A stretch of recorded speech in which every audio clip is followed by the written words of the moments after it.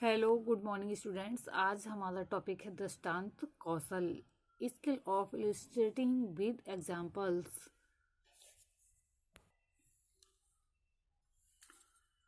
जब शिक्षण प्रक्रिया में सिद्धांत, नियम या फिर प्रत्ययों को शिक्षक व्याख्यान द्वारा स्पष्ट नहीं कर पाते, तब वह कई बार चित्रों, स्पष्टीकरणों तथा उदाहरणों का सहारा लेकर उन्हें स्पष्ट करने का प्रयास करते हैं।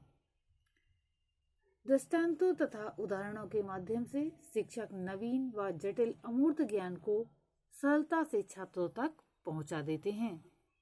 इसका बड़ा या बहुत अधिक प्रभाव पड़ता है। छात्र साधारण शब्दों में कठिन से कठिन तथ्यों को आसानी से समझ लेते हैं। दृष्टांत कौशल के माध्यम से शिक्षक जटिल संप्रत्ययों तथा अमूर्त ज्ञान को सरल, सहज तथा बोधगम्य बना देता है। इसके प्रयोग हेतु शिक्षक को विभिन्न संप्रत्यय, सिद्धांत या फिर नियम आदि को समझाने के लिए पहले से ही समुचित उदाहरणों तथा दृष्टांतों का चयन कर लेना चाहिए। फिर उन उदाहरणों एवं दृष्टांतों को कक्षा में प्रभावशाली विधि से कक्षा के समक्ष प्रस्तुत करना चाहिए, जिससे कि छात्रों पर विशेष प्रभाव पड़े। फिर इन उदाहरणों तथा दृष्टांतों के माध्यम से शिक्षण के संप्रत्यय एवं सिद्धांत आदि के साथ संबंध प्रदर्शित करते हुए उन्हें बोधगम्य बनाने का प्रयास करना चाहिए।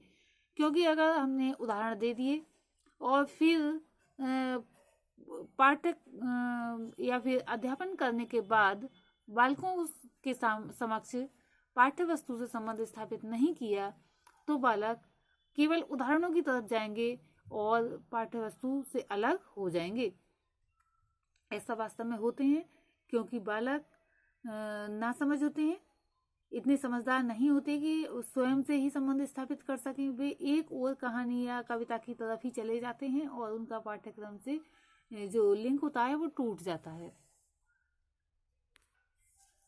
यथासंभव उदाहरण एवं दृष्टांत सरल व सहज होने चाहिए तथा उनका संबंध प्रत्यक्ष रूप से विषय वस्तु से प्रदर्शित कराया जाना चाहिए।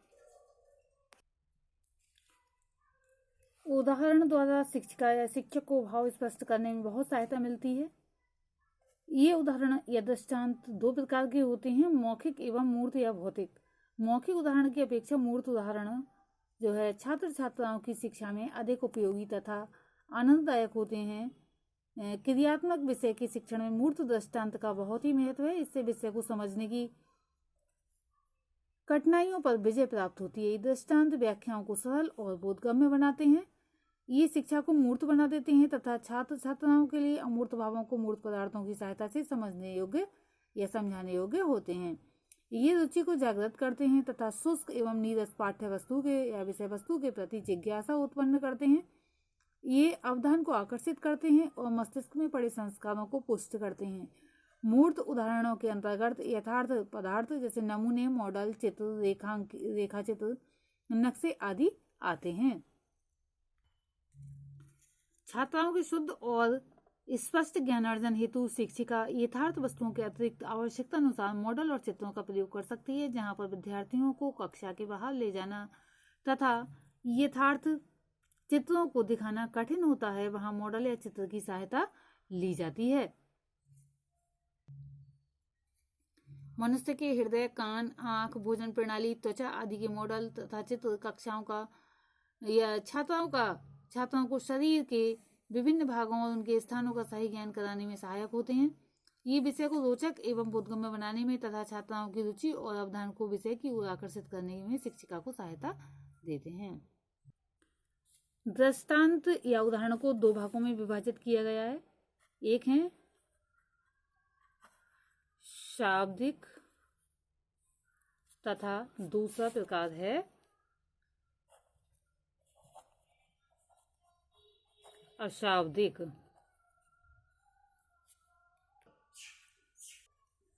वर्बल यानी कि शाब्दिक के अंतर्गत आते हैं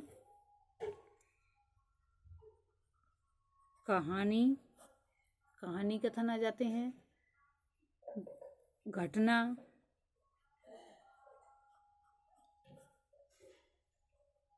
का वर्णन, चुटकुले, कविता, लेख, यानी कि जो वर्बल हैं, शाब्दिक हैं, उसके अंतर्गत कहानी कथन, घटना का वर्णन, चुटकुले, कविता, लेख आदि आते हैं। अब हैं अशाब्दिक। अशाब्दिक के अंतर्गत अशाब्दिक यानी कि नॉन वर्बल के अंतर्गत वास्तविक उदाहरण, मॉडल या चित्र, मानचित्र, रेखाचित्र, प्रायोगिक प्रदर्शन आदि आते हैं। तो ये थे दृष्टांत या उदाहरणों के प्रकार। 2 भागों में बांटा गया, शाब्दिक और अशाब्दिक। शाब्दिक के अंतर्गत कहानी कथन, घटना का वर्णन, चुटकुले, कविता, लेख तथा अशाब्दिक के अंतर्गत वास्तविक उदाहरण, मॉडल या चित्र, मानचित्र या रेखाचित्र, प्रायोगिक प्रदर्शन आदि आते हैं। नेक्स्ट पॉइंट है हमारा दृष्टांत कौशल के घटक, कंपोनेंट्स ऑफ इलस्ट्रेटिंग स्किल।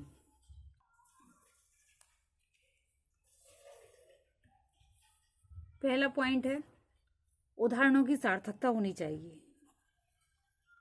उदाहरणों की सार्थकता। दूसरा पॉइंट है और उदाहरणों की सरलता। उदाहरण सरल होने चाहिए।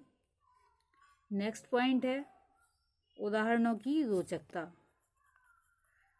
अगर उदाहरण रोचक नहीं होंगे तो छात्र उसमें कुछ भी इंटरेस्ट नहीं लेंगे और इधर उधर की बातों में लग जाएंगे, कक्षा में शैतानी करेंगे, इसके अलावा भी कुछ नहीं करेंगे, कुछ नहीं सीखेंगे।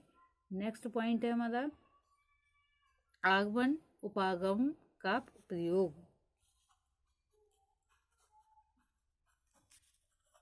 उपागम का प्रयोग